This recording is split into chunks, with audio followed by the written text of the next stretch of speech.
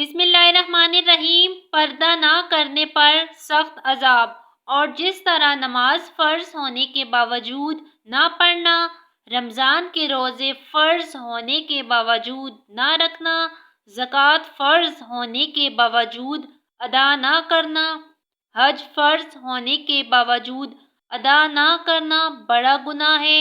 اسی طرح جب مسلمان خاتون پر بالغ ہونے کی وجہ سے پردہ فرض ہو جائے تو اس فرض کو ادا نہ کرنا بڑا گناہ ہے۔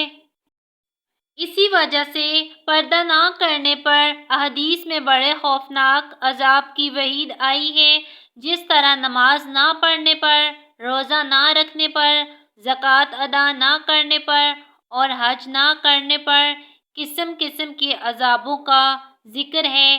اسی طرح جو خواتین شرعی پردہ نہیں کرتی، ان کے لیے بھی طرح طرح کے عذابوں کی وعید آئی ہے۔